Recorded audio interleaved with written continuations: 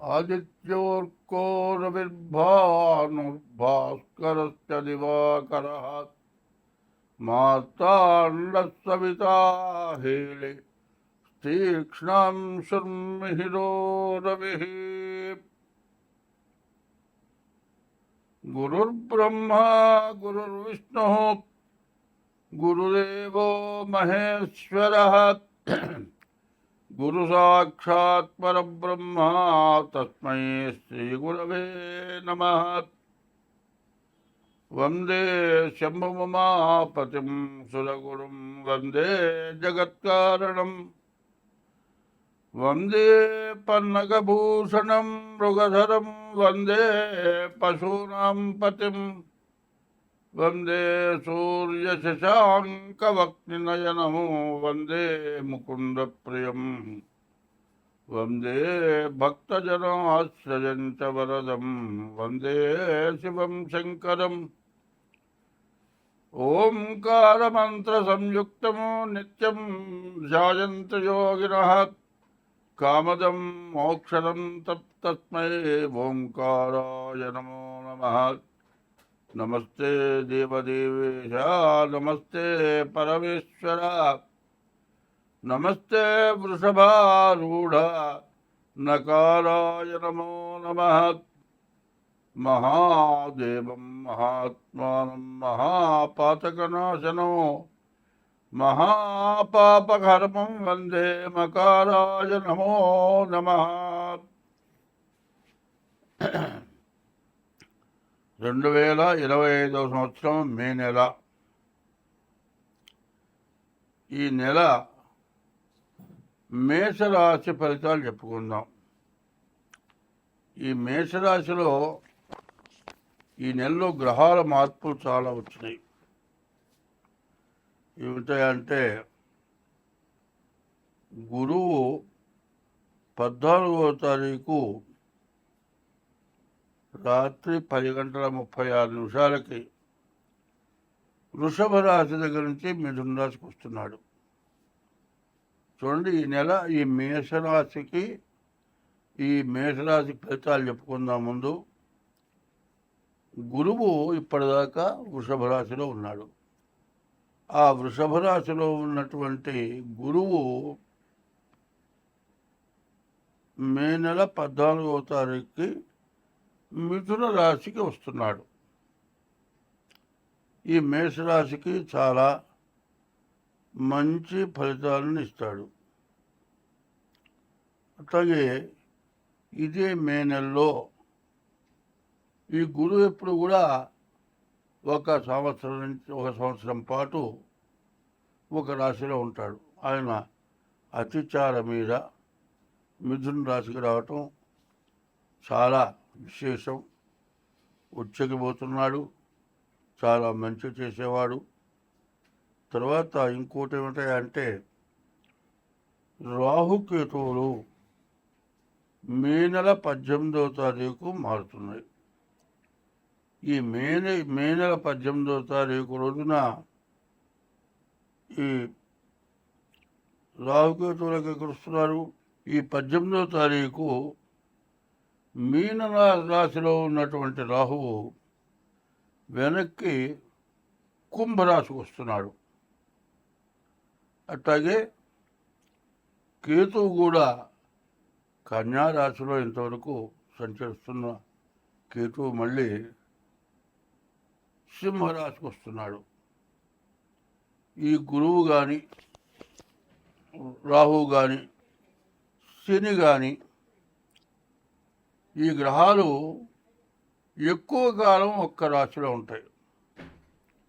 అటువంటి గ్రహాలు ఏమైనా సంవత్సరం పాటు ఉండే గురువు వృషభ రాశి నుంచి మిథున రాశికి వస్తున్నాడు. అట్లాగే సంవత్సరం 6 మాసాలు ఉండేటువంటి రాహువు మే నెల 18వ తారీఖు రోజున మీనం నుంచి కుంభానికి వస్తున్నాడు రాహువు, కన్య నుంచి సింహానికి వస్తున్నాడు కేతువు. కేతువు సంవత్సరం 6 మాసాలు ఉంటాడు. ఇట్లా రాహువు కూడా ఉచ్చరాశిలో ఉన్నాడు. దీనివల్ల ఏమిటి ప్రయోజనం అని ఆలోచిస్తే కొన్ని రాసులకి చాలా ఇబ్బందికరంగా ఉంటాయి, కొన్ని రాసులకి చాలా బాగా ఉధృతంగా, బాగా మంచిగా, ఎంతో పైకొచ్చేటట్టుగా, ఎప్పుడు రానటువంటి సుఖం వచ్చేటట్టుగా, ఎప్పుడు రానటువంటి ఆదాయం వచ్చేట్టుగా ఇట్లాంటి మార్పులు రాబోతున్నాయి. అయితే ఇవన్నీ ఏమిటాయంటే మనం ఏం చేయాలి? ఈ రాసులు 14వ తారీఖు, 18వ తారీఖు. 14వ తారీఖు గురువు, 18వ తారీఖు రాహు, కేతువు మారుతున్నారు. ఈ మారిన గ్రహాలు వెంటనే ఇక మళ్ళీ మారవు. గురువు 6 నెలల పాటు అట్లాగే ఉంటాడు. అట్లాగే రాహు, కేతువు కూడా సంవత్సరం 6 మాసాలు ఉంటాడు. ఎప్పుడు కూడా ఈ గ్రహాల వల్ల గోచారం బాగా ఇబ్బందికరంగా ఉంటుంది. గోచారమే కాదు, గ్రహచారం కూడా కొన్ని రకాలుగా ఇబ్బంది ఉంటుంది. కాబట్టి ఈ చెప్పింది ఇప్పుడు మేషరాశి సంగతి చెప్పాను. ఈ మేషరాశిలో గురువు, రాహువు మారే విషయం చెప్పాను. దీన్ని మేషరాశి వరకు నుండి మీనరాశి వరకు మొట్టమొదటి ఇప్పుడు చెబుతున్నది వేసుకోవాలి. ఏమిటి? గురువేమో వృషభ రాశి నుంచి మిథున రాశి 14వ తారీఖు మారుతున్నాడు.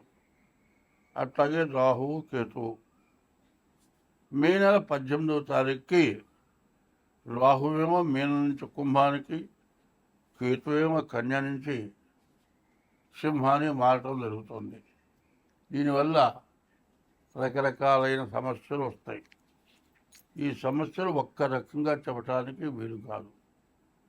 అందులో శనేమో 2 సంవత్సరాలు 6 మాసాలు మారే శని మొన్న 30వ తారీఖుకి మీన రాశికి వచ్చాడు. ఈ శని కూడా 2 సంవత్సరాలు 6 మాసాలు మీనంలోనే ఉంటాడు. మరి జాతకాలు కూడా చాలా తారుమారుగా ఉండేటువంటి లక్షణాలు బాగా ఉన్నాయి. అందువల్ల ప్రతి వాళ్ళు కూడా మీ యొక్క డేట్ ఆఫ్ బర్త్ ద్వారా, పుట్టిన తారీఖు, నెల, సంవత్సరం ద్వారా జన్మలగ్నం వస్తుంది. ఆ జన్మలగ్నం చూపించుకోవాలి. గోచారం అంటే 25 వంతులే. జన్మలగ్నం బట్టి వచ్చేది 75 వంతులు. ఈ రెండు కలిసి జాతకం జరుగుతుంది. ప్రధానమైన గ్రహాలు 3 కూడా మారటం చేత చాలా సమస్యలు వచ్చేట్టుగా ఉన్నాయి. దేశానికి, ప్రపంచానికి కూడా సమస్యలు, ప్రతి మానవుడికి కూడా ఎక్కువ సమస్యలు వచ్చే లక్షణం బాగా కనబడుతుంది. బాగా గుర్తించాలి. ఇది గుర్తించి ప్రతివాడు కూడా మీ జాతకం చూపించుకోవాలి. ఎందుకంటే తారుమారైన తర్వాత ఆలోచన కాదు, ముందుగా ఆలోచించుకొని నేను చెప్పింది ప్రతి మేషరాశి దగ్గర నుంచి మీన రాశి వరకు కూడా ముందుగా ఇది కలపండి. ఈ యూట్యూబ్ వారికి ప్రత్యేకించి చెబుతున్నా. ఏ రాశికి ఆ రాశికి గురువుని గురించి కానీ, రాహుని గురించి కానీ, కేతువుని గురించి కానీ చెప్పటం ఇదే చెప్పాలి, వేరే చెప్పేది ఏమీ లేదు. కాబట్టి మరి ఈ తీసే యూట్యూబ్ వారు గురువు, శని, రాహువు, కేతువు ఈ 4 గ్రహాల వల్ల రకరకాలైన సమస్యలు, రకరకాలైన బాధలు, కుటుంబ యుద్ధాలు, కుటుంబంలో సమస్యలు, భార్యాభర్తలకి, తండ్రి కొడుకులకి, తల్లి కొడుకు కూతుళ్ళకి, అత్త మామలకి, అత్త కోడళ్ళకి, దేశంలో రాజకీయ నాయకులకి, మరి అధికార పార్టీలో కూడా ఉన్నటువంటి వాళ్ళల్లో వాళ్ళకి తేడాలు, ప్రతిపక్షం వాళ్ళు మరి అధికార పార్టీతో పేచీలు కాదండి. మన ఇండియాలోనే కేంద్రంలో, రాష్ట్రంలో గొడవలే కాకుండా ఇతర దేశాల నుంచి కూడా సమస్యలు వస్తాయి. వీటన్నిటిని కూడా జాగ్రత్తగా ఆలోచించి సర్దుకోవాలి. ఎందుకంటే గ్రహస్థితి ఎట్లా ఉంది, ఎట్లా చేస్తే మనం బాగుంటాం అనేదాన్ని బాగా ఆలోచించుకొని దీన్ని జాగ్రత్త చేసుకుంటే అందరం 2025వ సంవత్సరం మే నెల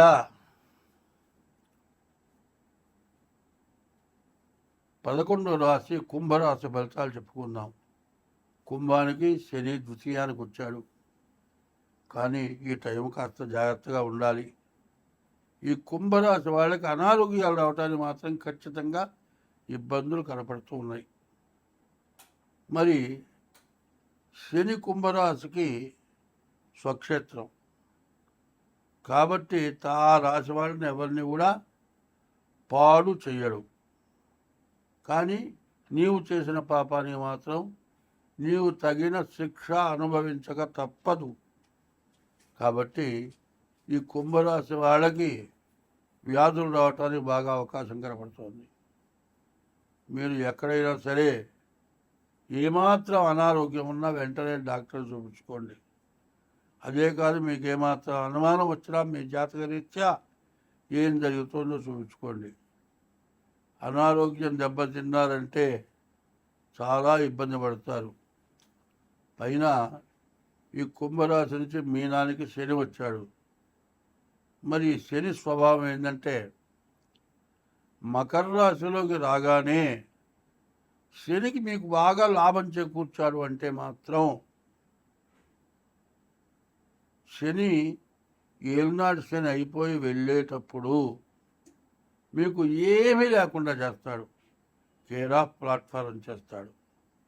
కాబట్టి మకర రాశిలో ఉండగా మీకు ఏమన్నా బాగా లాభాలు వచ్చుంటే చివరిలో నష్టపడబోతున్నారు అనేది గుర్తుపెట్టుకొని మీరు తగినటువంటి జాగ్రత్తలు మా బోటి తెలిసిన వాళ్ళని కనుక్కొని జాగ్రత్త పడండి. మీరు అన్ని సమస్యల నుంచి బయటపడతారు. తర్వాత ఈ కుంభరాశి వాళ్ళు ఈ రోజుల్లో ధనాధిపతి అయినాడు శని.